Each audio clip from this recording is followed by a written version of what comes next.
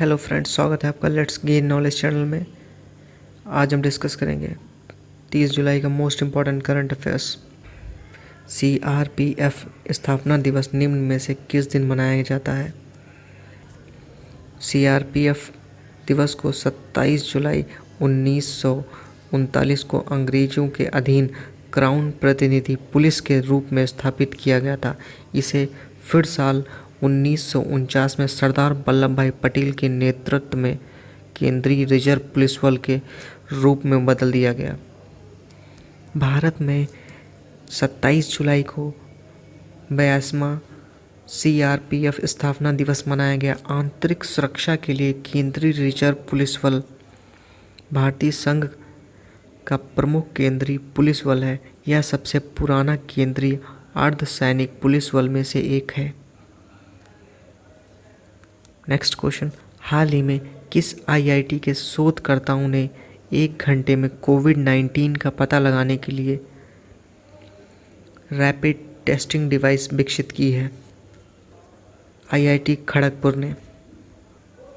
IIT Kharagpur के शोधकर्ताओं ने एक नई कम लागत वाली पोर्टेबल डिवाइस विकसित की है। यह पोर्टेबल डिवाइस कोविड-19 का परीक्षण मात्र 1 घंटे में परिणाम दे सकती है। नई तकनीक में आरटी-पीसीआर परीक्षण के समान सटीकता, जिसे अब परीक्षण के लिए मानक माना जाता है, नमूने का विश्लेषण करने के लिए डिवाइस तक डिस्पोजल पेपर पट्टी का यूज़ करती है और परिणाम एक मोबाइल एप्लीकेशन में उपलब्ध कराया जाता है। हाल ही में premier leagues golden boot football award किसने जीता? जेमी वर्डी ने। लेस्टर सिटी के स्ट्राइकर जेमी वर्डी को 2019-20 सीज़न में 23 गोल करने के लिए premier leagues golden boot football award से नवाजा गया। उन्होंने आर्सेनल के स्ट्राइकर पियरे एमरिक 22 गोल जिन्होंने किए, साउथहैम्पटन डैनी इंग्स 22 गोल और मैनचेस्टर सिटी के फॉरवर्ड रेहम स्टर्लिंग 20 गोल को हराकर प्रतिष्ठित व्यक्तिगत पुरस्कार जीता। इसी के साथ जेमी इस पुरस्कार को जीतने वाले पहले लेस्टर खिलाड़ी बन गए हैं और पिछले 20 वर्षों में हैरी केन के बाद केवल दूसरे इंग्लिश खिलाड़ी हैं। मैनचेस्टर सिटी के ब्राज़ील के कीपर एडरसन ने वर्नेले के निक पोप को पुरस्कार के लिए नॉर्विच सिटी के खिलाफ सीज़न की अपनी 16वीं क्लीन शीट रखने के बाद गोल्डन ग्लोब पुरस्कार जीता। हाल ही में विश्व प्रकृति संरक्षण दिवस कब मनाया गया? हर साल 28 जुलाई को दुनिया भर में वर्ल्ड नेचर कन्वर्जन डे मनाया जाता है। विश्व संरक्षण दिवस हर साल प्राकृतिक संसाधनों का संरक्षण करने के लिए सर्वोत्तम प्रयासों के बारे में जागरूकता बढ़ाने के लिए अंतर्राष्ट्रीय स्तर पर मनाया जाता है। पर्यावरण संरक्षण के लिए उठाए गए कदम जाने चाहिए। पारिस्थितिकी तंत्र को बनाए रखने और मिट्टी के क्षरण को रोकने के लिए अधिक से अधिक पेड़ लगाना, पानी के संसाधनों का उचित तरीके से उपयोग और बगीचों को पानी देने के लिए रसोई पानी का पुनः उपयोग करना, जलग्रहण क्षेत्रों में वनस्पति उगाना, बिजली का कम उपयोग करना, रिसाइकिल और बायोडिग्रेडेबल उत्पादों का उपयोग करना, कचरे का रिसाइकल सुनिश्चित करें। हाल ही में खेलो इंडिया यूथ गेम्स का 4था संस्करण का आयोजन कहाँ किया जाएगा? हरियाणा में। 25 जुलाई 2020 को ministry of youth affairs and sports और हरियाणा के मुख्यमंत्री ने खेलो इंडिया यूथ गेम्स का 4था संस्करण की घोषणा करते हुए कहा कि इस संस्करण का आयोजन हरियाणा के पंचकुला में किया जाएगा। हाल ही में the India way strategies for an uncertain world का पुस्तक का लेखन किसने किया? Doctor S Jaishankar. भारत सरकार के पूर्व राजनयिक और मौजूदा विदेश मंत्री एस जयशंकर द्वारा अपनी नई पुस्तक the India way strategies for an uncertain world का विमोचन किया जाना है। इस पुस्तक को हापर कॉलिंग्स इंडिया प्रकाशन ने प्रकाशित किया है। जयशंकर पुस्तक में लिखते हैं कि भारत को एक ऐसे क्षेत्र में प्रभाव हासिल करने के लिए दृढ़ता से संघर्ष करना पड़ रहा है जो इससे पहले और अधिक आसानी से किया जा सकता है। क्योंकि इसकी विदेश नीति में अतीत में 3 बड़ी गलतियां हो रही हैं। ये 3 बड़ी गलतियां हैं 1947 के विभाजन ने देश को जनसंख्या और राजनीतिक दोनों के लिहाज से छोटा कर दिया है। परमाणु विकल्प का संबंधी कवायद का लंबा होना, जिसके परिणाम स्वरूप भारत को इस क्षेत्र में प्रभाव बढ़ाने के लिए पराक्रम